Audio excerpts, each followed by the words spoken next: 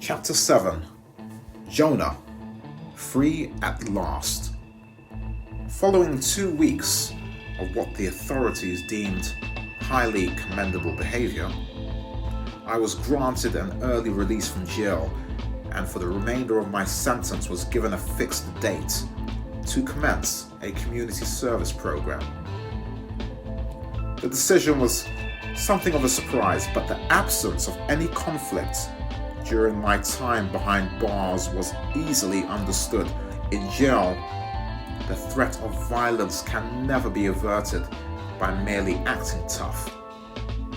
You're either made of something or made of nothing, and it doesn't take much to find out which. Over the course of 14 days, the regular perpetrators of violence had, after staring into the cold recesses of my eyes, wisely decided that the man with the ominous reputation of putting 3 men and a lady in a temporary coma was better left alone.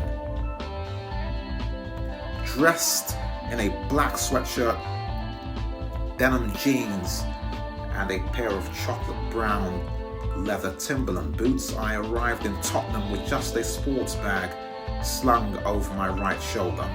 Free at last, I emerged from Seven Sisters Station and took in the familiar sights. It was a mild morning, but the subtle autumn chill served as a distinct reminder of winter's imminent arrival.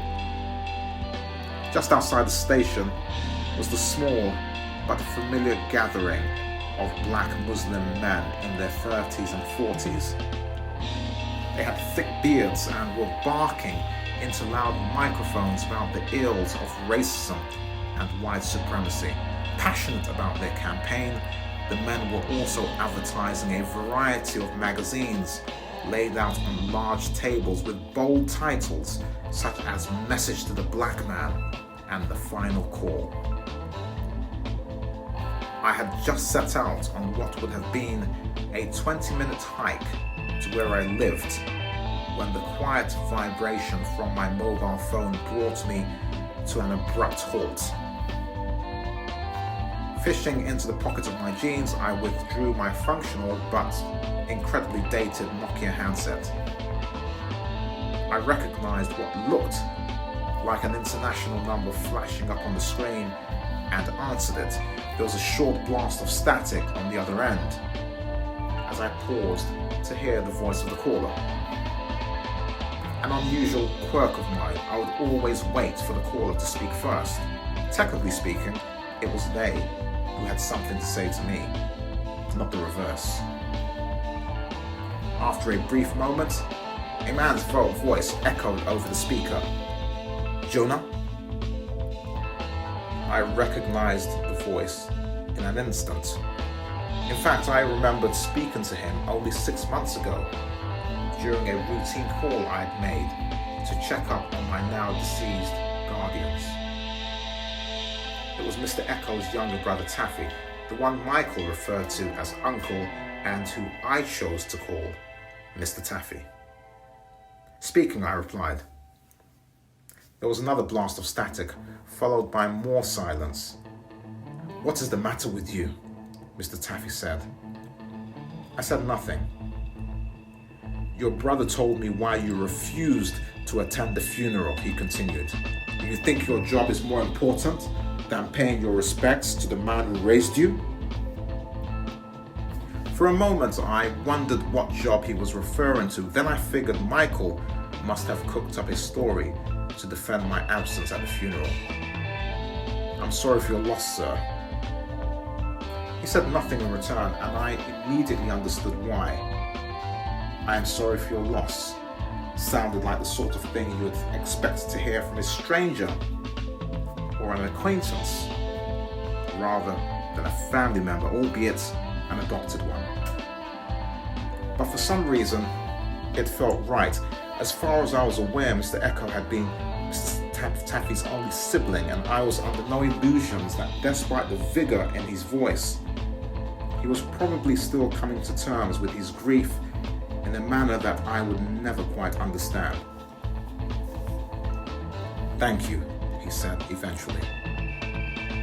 "My brother cared very much for you and Michael. Is there anything I can do?" "There is," he said, not letting me finish. "But not for me." "For your brother, Michael?" "Yes, he is running the streets of Lagos trying to find the driver who ran over my brother and his wife." "Any luck?" "Luck?" Mr. Taffy responded in a tone of disbelief. "Do you know how many people live in this city?" It was a rhetorical question, but after I had stumbled upon the city's population statistics during an unrelated Google search 2 years earlier, I had a ready answer. 21 million. He was silent for another spell before saying, "Then you must know he is wasting his time. I'm sure he'll figure that out soon enough." "Yes, but by then, the police will have finished his money." "He's paying for information?" "Not yet, but believe me, before the police will lift a finger here, he will pay through his nose." Pay through his nose. I smiled at the uniqueness of this particular phrase. "And with the amount of corruption in this city, it will be a complete waste of time," Mr. Taffy continued. "So what are you suggesting?" I asked. "That you come over and talk some sense into him." "Come to Lagos? Of course, are you not a Nigerian?" I smiled again at the comical nature of his bluntness, which reminded me of the American comedian Bernie Mac before his untimely passing. "You don't agree?" he said. I thought about it for a moment, not the question regarding my heritage, but the notion of heading to Lagos. Michael had always been somewhat stubborn, set in his ways, so attempting to convince him to reconsider his decision was unlikely to pay any dividends.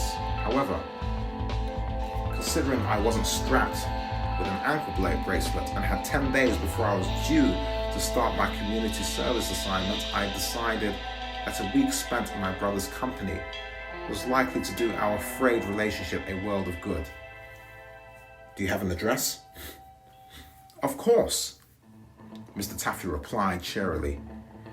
He gave me the address of the hotel where he said Michael was staying, pointing out that it was a 20-minute drive from the international airport. I punched the details into my ancient handset and placed the device back to my ear. "I'll be there." He went quiet for a moment, probably wanting to know the date of my arrival. I said nothing. "Call me when you get here," he said abruptly, and hung up. I shoved the phone back into my jeans pocket and thought about the travel documentation I would need for the trip. I remembered how both Michael and I had been issued Nigerian passports when we were younger. As far as Mr. Echo was concerned, it was a bit of a no-brainer. With dual nationality, we would have the advantage of never having to deal with the hassle of obtaining a visa whenever we decided to visit the motherland.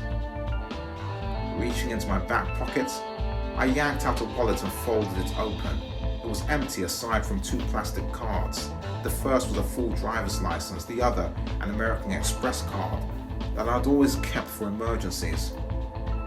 Figuring I had a £3,000 credit limit, I glanced at the digital watch on my wrist. It was 4 p.m. Time to book a flight.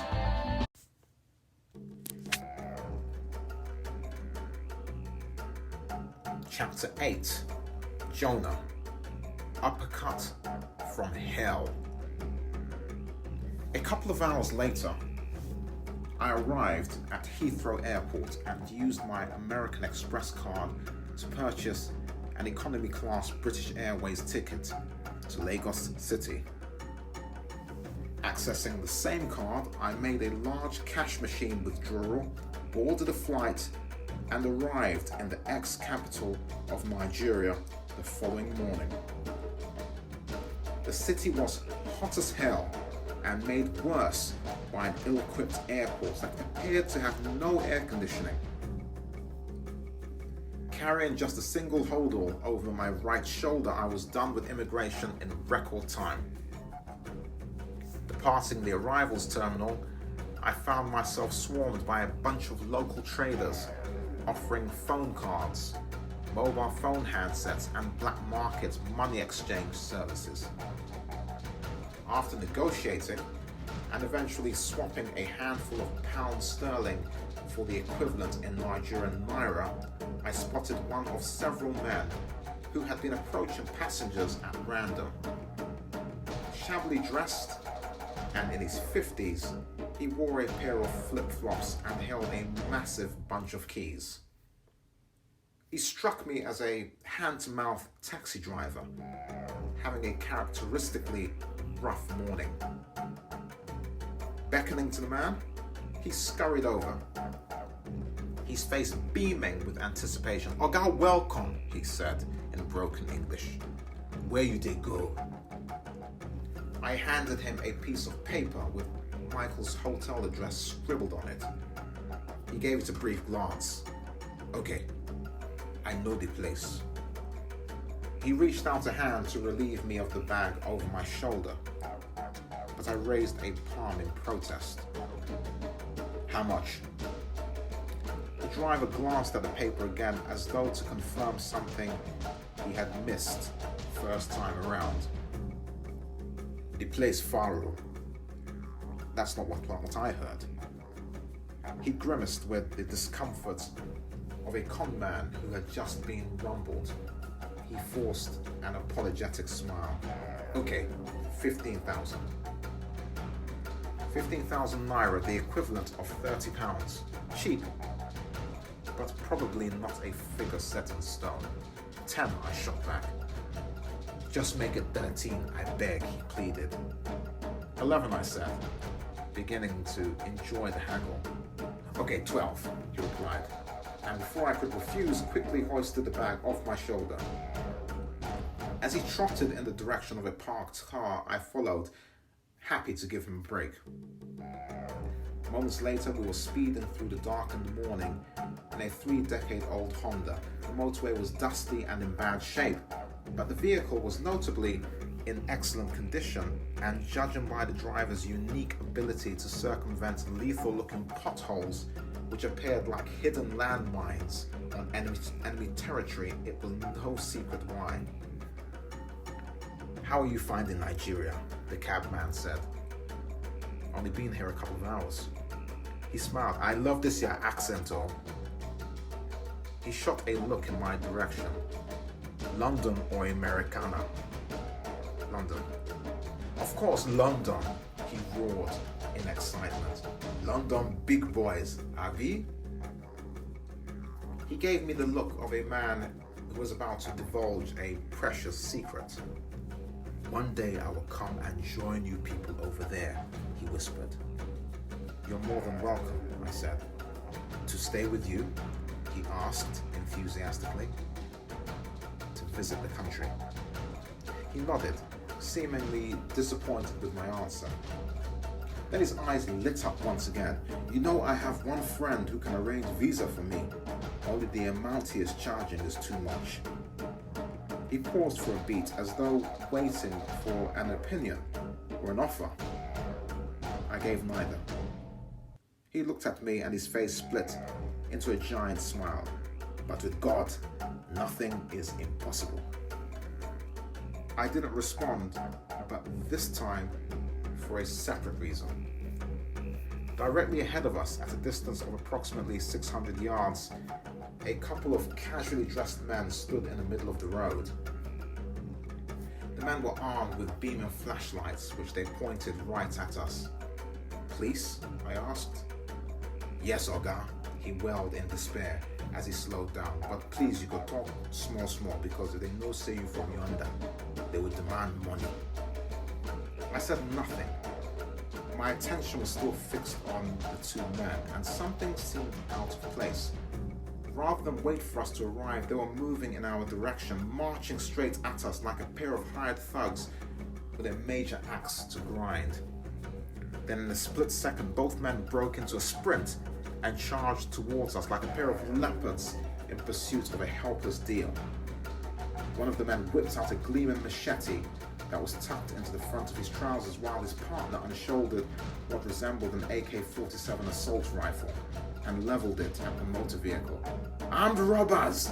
the driver screamed. "Step on the gas," I yelled. As the driver obeyed my command and the vehicle lurched forward, a chain of events followed which sent us veering off the motorway.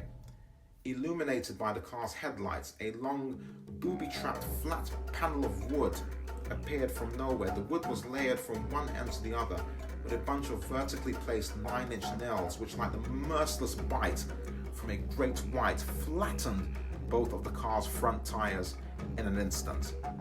Simultaneously, the robbers split up in the shape of a V. The gun-wielding man dashed to the right of the car while his machete-armed partner headed to the left. Seconds later, the sound of a deafening crack was followed by a spidering of the windscreen as the blade crashed down onto the driver's side of the windshield. The taxi driver fought with the steering and swerved wildly to the right in an instinctive attempt to avert another vicious strike, but disorientated by the ruthless combination of shock, confusion, and sheer panic, forfeited control of the vehicle. Hurtling off the motorway, the car skidded into a mass of wild bushes, then crashed, nose first, into a nearby tree. A deathly silence followed, like the aftermath of a structural demolition. There was no smell of petrol and no smoke emanated from the engine, leaving it safe, at least for the time being, to stay put. I turned to examine the driver, who had his head in his hands and was shaken uncontrollably. "God help us, we are finished," he wailed. "Are you hurt?" I said. "Bugger, I have children." I pivoted around and glanced out of the car's rear window. The men were briskly heading towards us. I looked back at the driver. "You got the keys to the trunk?" "Trunk?" "The car boot," I clarified. "It's on the bunch," he said, pointing to the bunch of keys dangling from the ignition of the car. I yanked the bunch out. "Which one?" He identified the key. "Wind up your window and lock the door," I said. He looked at me, terrified, yet puzzled. "Now," I demanded. He obeyed immediately, wound up the window manually, and thumbed down the door lock on his side of the car. I whipped around, leaned across to the back seat, and did the same with the rear doors. I turned back to the front seat, wound up my window, and jerked open the door. "Stay here," I ordered the taxi driver. "Bugger, I didn't let him finish. Just do it." I thumbed down the lock on my side and climbed out of the car, slamming the door behind me. The men came to a halt as they saw me coming, maybe because they hadn't anticipated a man of my size, or maybe they were simply unfamiliar with anyone who would meet the threat of a gun or machete, in this case both, with such a casual show of confidence. The two men were in their late 20s and had a severe case of facial acne. Wearing t-shirts, blue jeans, and cheap running shoes, they stood about 6 foot tall. They were like myself, dark in skin complexion, and had the muscular builds which came from having good genetics rather than any efforts in the gymnasium. Both also looked stoned out of their heads, their eyes hollow and bloodshot. "What do you have with you?" the gunman screamed. He spoke with a prominent lisp, his tongue flickering from his mouth in a cartoonish, snake-like fashion. I said nothing. The machete-wielding thug stomped over to where I stood and pushed the blade of the machete against the base of my throat. "Did you no one talk?" he yelled. I felt a tremble in his arm and spotted a puzzled expression in his eyes, a look that suggested he was second-guessing the situation, visibly confused as to why his methods of intimidation were patently ineffective. "I will kill you here." The man with the gun glanced over at the driver in the taxicab, his face cupped in his hands. Why is that idiot still in the car? He asked. He can't move, I said. What do you mean, my friend? The machete-wielding thug said, still with the blade pressed to my throat. I looked him straight in his eyes again. Broke his leg in the crash. Why are you speaking like a white man? The gunman said. It's called an accent. From where? London. He turned to look at his partner. Go stand for Main Road, he said. For waiting, you won't make police meet us here? Glaring at me, the man holding the machete removed the blade from my neck and bolted over to the edge of the motorway. The gunman fixed the muzzle of the AK-47 to the center of my forehead. Where is the money? Money? The British pounds, he screamed. I said nothing. He fished in the front and back pockets of my jeans and yanked out my wallet, mobile phone, and a giant wad of Nigerian naira. He pocketed each item, the weapon fixed to my forehead as he did so. Where is the remaining money? In my luggage. Where is the luggage? Car boot. He moved behind me, whipped the gun around 180 degrees and planted the muzzle of the barrel to the back of my skull. Oh yeah, let's go. It took about 10 seconds for us to reach the taxi cab, but even less for me to decide what I was going to do next. Simply put, in any combat situation, a general rule of thumb is first to eliminate or contain the greater threat. The logic being, whoever is left standing will be forced either to throw in the towel or risk suffering a similar fate themselves. Furthermore, it didn't hurt if what was deemed the greater threat was right beside you and the lesser threat at a safe distance of several yards. As I reached the back of the car, the gunman stepped to one side to gain a clearer view of what was in the boot after I had opened it. Shifting the AK-47 from the back of my head, he moved the gun to the left side of my face and dimpled the middle of my cheek with the point of the weapon. I fiddled with a bunch of keys in my hand while planning 3 separate actions that were intended not only to disarm the gunman, but to put him to sleep. Hurry up, my friend. Speed has always been one of my greatest assets, and to your average bystander, entirely unexpected for a man weighing 250 pounds. The gunman wasn't your average bystander, but was stunned nonetheless. Snapping my head to one side, I displaced the point of the firearm from my cheek with a swift sideways swipe of my forearm against the barrel, leaving the gunman startled by a response for which he was totally unprepared for. 2 separate moves followed in quick succession. First, an explosive right hand to the gunman's temple, which sent the gun flying into the bushes. And as the gunman toppled forward, the next and albeit most damaging shot was thrown into play. An uppercut delivered in the style of a prime Roy Jones. An uppercut from hell, in which the practitioner, like a man with springs in his feet, would leap 2 feet into the air and drive his entire body weight up and into a single blow, a crippling shot intended to finish the job and ensure the gunman was put to bed, which was precisely what it did. As my fist smashed into the gunman's chin, he released a horrific scream, the excruciating pain of having clamped down and severed his own tongue. In response, the thug with the machete spun around and tore in my direction. He had the gleaming blade raised above his head, and with a murderous look on his face, his intentions required no clarification. I glanced around for the unconscious gunman's weapon. It was lying in a pile of overgrown weeds, just a couple of feet away. It was an immediate answer to my current predicament, but a solution that presented another issue I would very well do without. The moral dilemma of choosing to take the life of another man. A decision which, even when justified, was best avoided if the situation allowed for it. Either way, I had to stop the threat, and fast. The answer appeared in the shape of a large rock, which lay beside one of the taxicab's back tires. Reaching down to grab it, I spun back around to face the lesser threat, who at a distance of 10 feet had now become a major obstacle. "I go murder you," he screamed. Aiming straight for his face, I threw the rock with the speed and precision of a cricket bowler. The rock whizzed through the air and smashed into his forehead.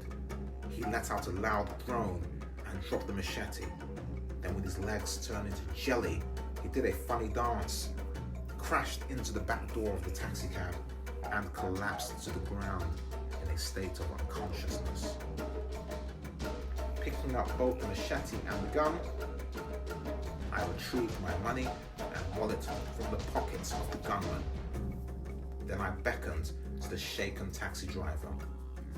The cabman climbed out and stared at the bodies in disbelief. I emptied the magazine of the AK-47, scattering its bullets on the ground. "Oga, you be military man?" the cabman asked. I said nothing and tossed both the gun and machete into the bushes. "What's going to happen to these two?" I said, gesturing to the unconscious men on the ground. "If police or civilians find them here, they will know they are thieves. Then what? They will kill them. Capital punishment, public execution." He stared at his damaged car and shook his head. "Look at my motor, eh? How will I feed my family now?" "Get me to the hotel and I'll cover the damage," I said. Together we flagged down another taxicab. 15 minutes later, we arrived at Michael's hotel. We strolled over to the reception desk and a smartly dressed lady greeted us from behind the counter. Her face wore a perturbed expression as she scrutinized both of us, the cab driver visibly distraught and my t-shirt sprinkled with blood. "We're here to see Michael," I said. Her face relaxed in an instant at the sound of my accent, which I would later discover was a pretty consistent reaction to foreigners in the country. "The man from London?" she replied. "Yes, he is your brother. Last time I checked." She gave us the room number and directed us up to the second floor. Mounting a single flight of stairs, we walked down a poorly lit corridor and stopped outside a room marked 15B. Standing a couple of feet behind the cabman, I waited as he rapped on the door. Moments later, the door swung open and Michael stood on the other side. "Thank God," the driver said. "Who are you?" Michael asked. The driver pivoted in my direction and I stepped forward. Chapter 9. Michael. Who dares wins. My brother's arrival in Lagos was clearly unexpected, but not a total surprise. With a flight-tagged travel bag slung over his shoulder, it was apparent he was coming from the airport. However, spotting the fresh bloodstains on his t-shirt, I guessed that someone, somewhere, had just paid the price for attempting to get in his way. The man in Jonah's company was full of praise for his response to what had happened on the way to the hotel. Knowing Jonah and what he was physically capable of, I suspected that the vivid description of what had occurred was still a picture that lacked a few layers of color. Jonah sat on the edge of the bed, and the man continued his account of my brother's explosive heroics. A dire situation which appeared as though they were minutes away from losing their lives. Jonah dumped his sports bag on the floor and dug his hand into the front left pocket of his jeans. Clearly felt something he wasn't looking for and drew out two familiar-looking travel documents. One was a Nigerian passport, the other a British one. Dumping both on the bed, he shoved his hand into the opposite pocket and pulled out a thick wallet. He folded it open, selected 10 notes from a bunch of British 20s and 50s, He extended the cash to the driver. The cabman bowed in a cultural gesture of deference and appreciation. "God bless you, sir," he said. After the driver had finally taken his leave, I turned my attention to Jonah. £200, I said in disbelief.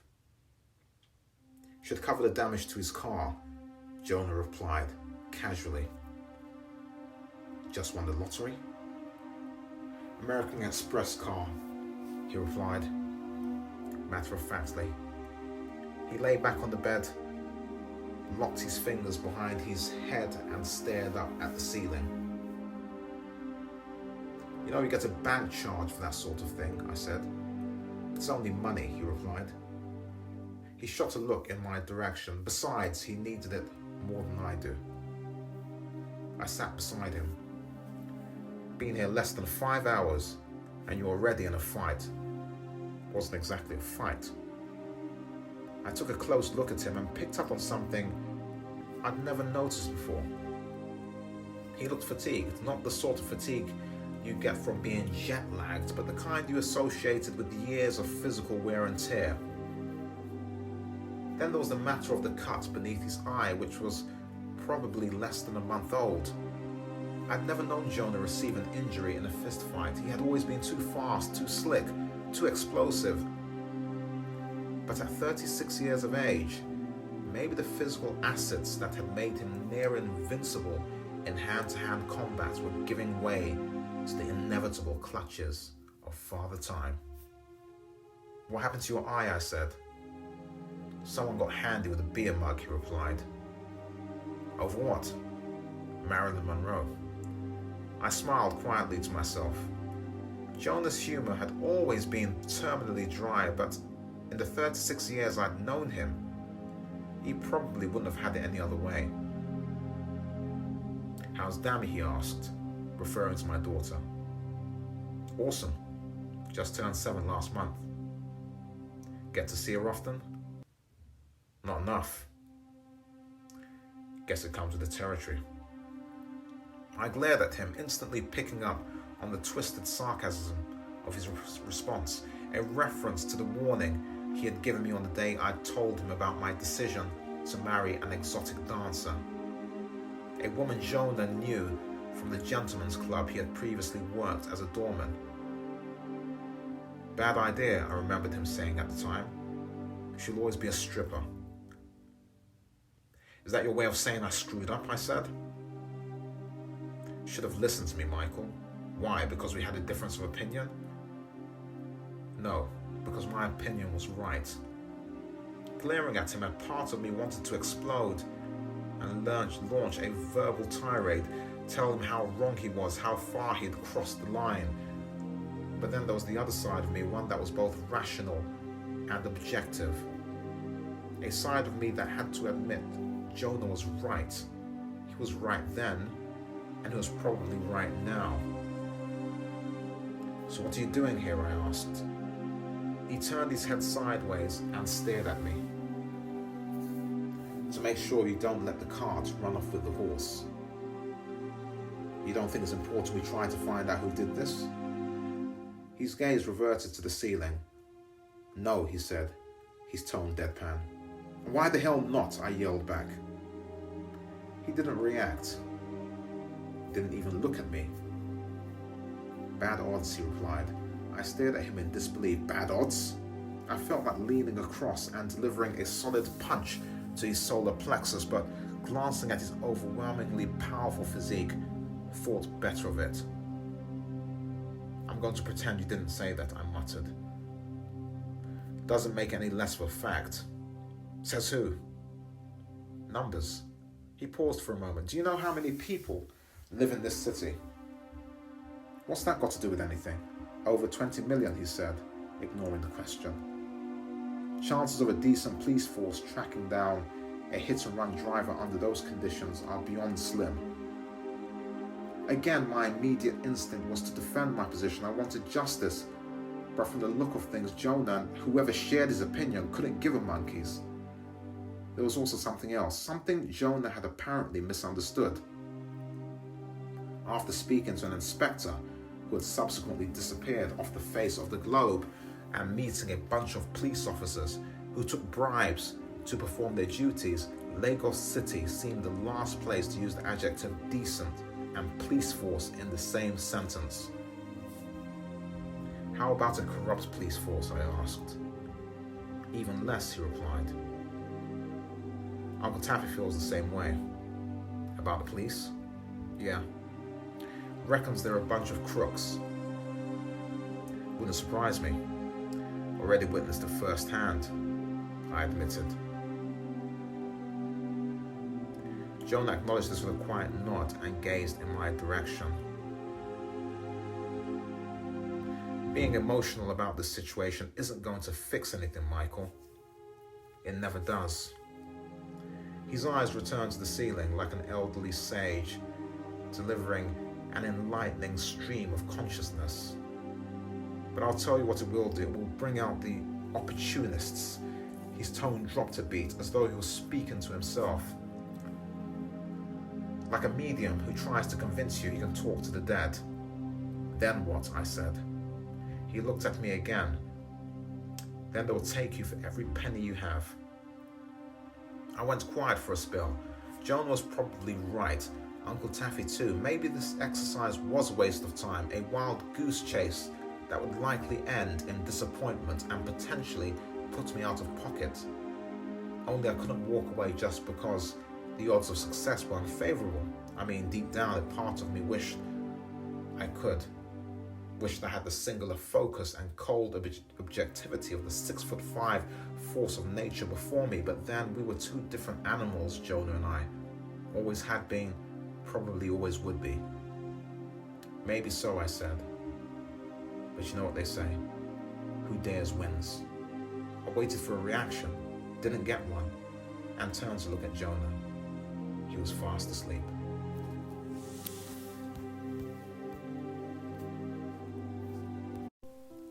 Chapter 10. Shade. The time had just gone past 6 p.m. when the request to investigate a hit-and-run case came to the attention of the founder and sole practitioner at Moonlight Investigations Lagos. Her name was Shade Nonso, an attractive 28-year-old whose slender physique, midnight dark complexion, and hair plaited in neat twists made her a dead ringer for Lauryn Hill in her prime. Growing up as the only daughter of a prominent newspaper owner, Shade had launched her one-of-a-kind agency in the aftermath of her father's tragic passing at age 75. The late William Nonso Sr. had made his name and fortune as the creator of the immensely successful gossip-driven magazine publication called Lagos at Large, the first of its type in the country. He had also been a polygamist, and at the time of his death, a husband to 5 wives and father to 10 children, Shade being his only daughter. Heart disease has often been touted as the greatest killer of men over the age of 50, but after a trusted housekeeper had informed Shade that her mother had served the media mogul a cup of herbal tea shortly before his demise, a gut feeling alerted her to the possibility of foul play. Scouring through her mother's tablet computer for clues, she had identified the smoking gun within minutes. Evidence of an untold number of Google searches by someone who was curious about identifying the most effective means of successfully spiking an individual's drink. It was a crime her mother would tearfully confess to perpetrating, yet one she would insist was an accident. A fatal side effect of a narcotic she had hoped would help her manipulate the media mogul into altering his final will. A drug that she admitted was meant to disorientate her father but not kill him. Devastated by this revelation, Shade had made a couple of critical decisions. The first was to never speak to her mother again. and the second was to make a difference of her own by establishing a detective agency that would help uncover the truth behind unsolved crimes in the city. 5 years after the agency's inception, Shadi had been forced to come to terms with the surprising reality that few people were comfortable hiring a private detective for serious breaches of the law. However, several people were keen on hiring one to find incriminating evidence on cheating spouses. Disappointed, but ever the professional, Shadi had performed such assignments with notable success, hoping that a job of real substance would eventually emerge. Now one had an online request seeking information about a fatal hit and run. The potential client had provided a mobile number and 2 addresses, one for a local hotel where he was staying, the other for a home located in the United Kingdom. Shadi felt sorry for the man who had crossed the Atlantic Ocean in search of justice for his parents. In a city hampered by a culture of bribery and police corruption, the cards were heavily stacked against him. Nevertheless, here was a job she could finally sink her teeth into. The motorway given as the site of the accident, Okorodu Road, was only 10 minutes away, a short distance from a traffic police post. She glanced at her watch. It was 6:30 p.m, sufficient time to visit the site in advance. Driving a 5-year-old Nissan Explorer, it took 20 minutes for Shadi to get to the spot where Mr. and Mrs. Echo had lost their lives. Dressed in a t-shirt and a pair of worn jeans, she had a Nikon branded camera hanging from a strap around her neck, making the private investigator look like a journalist in a conflict zone. Pulling into a small clearing by the side of the road, the first thing that came to Shadi's attention was how quiet the motorway was. Something of an anomaly at a time of day most street roads were rife with rush hour traffic. This also indicated that on the morning of the accident, there was likely to have been few, if any, witnesses to what had occurred. Shadi spotted a pair of heavily faded tyre marks veering off the road. They were about 5 feet apart and were each about 8 to 7 inches wide. In her opinion, a 4x4. She noticed what looked like glass from a broken windscreen scattered across the ground. Then she spotted a curved, black-coloured object. She strolled over, crouched down, and scooped it up. The object was a 16-inch aero blade windscreen wiper, one half of what would have been a set of windscreen wipers for a large vehicle. A crucial piece of evidence. The result, she figured, of the impact of a person's body shattering the windscreen of the car. She returned the wiper to the spot she had found it and took photographs. The single windscreen wiper, the broken pieces of glass, and the skid marks that she believed belonged to the vehicle responsible. She returned to the Explorer. Just as she climbed behind the wheel, her eyes lit up. She remembered the existence of a nightclub called The Roof. It was 2 miles north of the accident site, a prominent night spot, notorious for attracting a vast number of working girls and male customers, men who thought nothing of jumping behind the wheel after a night of heavy drinking. Shadi whipped out her smartphone and quickly scrolled through a list of her contacts. She stopped on a number belonging to the name Titi, a university student who had opted to finance her education by moonlighting as a call girl. Titi was a familiar face at The Roof, and Shadi was confident that for a decent fee, she would be happy to share any information she might have. After a couple of rings on the other end, Titi answered the phone. "How far?" Titi said in broken English. "I'm good," Shadi returned. "You?" "I just didn't manage you." "Real quick, I need some info." "How much are you paying?" "Depends on what you got." "Shoot." 2 weeks ago, a couple of people were killed in a hit-and-run incident on Okorodu Road, Shadi explained. probably happened somewhere between 5 and 6 in the morning. Any idea who was driving? Titty was silent for a moment. How much? Do you have an answer? Shadi replied. 2 answers, Titty replied, confidently. 2, a name and an address. Where are you? Shadi said, unable to disguise her excitement. Meet me tonight. Location? The roof. Time? 9 p.m. Titty chuckled over the phone. And Shadi? Yeah? Make sure your purse full. Shadi smiled and punched out. Titty was a reliable source of information, someone she had used to gather evidence exposing the extramarital affairs of the husbands of several men she had been hired to investigate in the past. Furthermore, when she said she had something, you could bet your bottom dollar she meant it. Firing up the ignition, Shadi peeled away from the accident site and headed home to get ready. A few hours later, she arrived at the nightclub. She was 30 minutes early. It was a large single-story building and occupied the center of a walled-in compound. It was marked by a neon-lit sign, the roof. Seated at one of several outdoor tables, Shadi had arrived early to avoid the beehive of people gathered outside a set of large steel gates.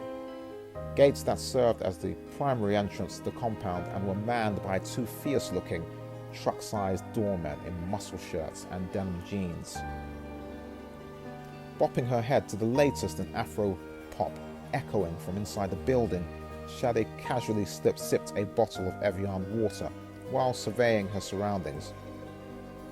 Noticing the arrival of a stream of working girls dressed in skin-tight dresses, platform heels and sweet-smelling perfume, she figured it was going to be a busy night.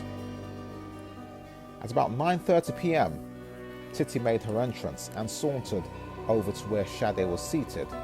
She had the height and frame of a runway model, yet walked with the gait of a child who had just borrowed her mother's high heels. Shadi smiled. 9 p.m, she said sarcastically. African time, Titty replied as she took a seat across from her. Shadi acknowledged this with a smile, fished into her handbag and produced a stuffed envelope which she pushed across the table. Titty scooped it up and silently slipped it into her handbag. Okay, what do you have? Shadi said. Titty paused for a moment, glanced around cautiously. Leaning across the table, she whispered, a friend of mine was in the car. Go on. She's my classmate, comes here all the time. Is she here tonight? Haven't seen her since that night. Any idea where she is? She shrugged. Probably travelled to see her mother. Titty flipped open a purse, extracted a pocket-sized address book, and tore out a sheet of paper. You get biro? She asked Shadi with an open palm. Shadi dug into her handbag, pulled out a pen, and handed it to her. Titty scribbled a few lines down on the paper, folded it in 2, and slid it across the table. That's the name of the person she left the club with, she said. Shadi picked up the paper. After the accident, she sent me a text, Titty continued. And the address? I have written it down. How did you get it? Titty glanced around again, like a suspect under surveillance. When she arrived at his house, she texted his address. Shadi stared at her, a puzzled expression on her face. She followed him home? Titty nodded in silence. What for? Titty made a perfunctory gesture with both hands. It's what we do to stay safe. If people know where you have gone, it's easier to locate you if something happens. I meant, why would she go home with him after the accident? Shadi asked.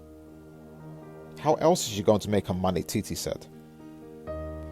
She traded a glance with a well-dressed man seated a few tables away, who had a bottle of Remy Martin on ice and a couple of glasses laid out before him.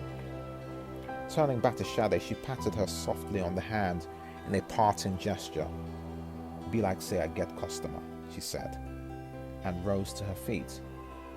Look after yourself, Titty. Titty's face split into a confident smile. I always do.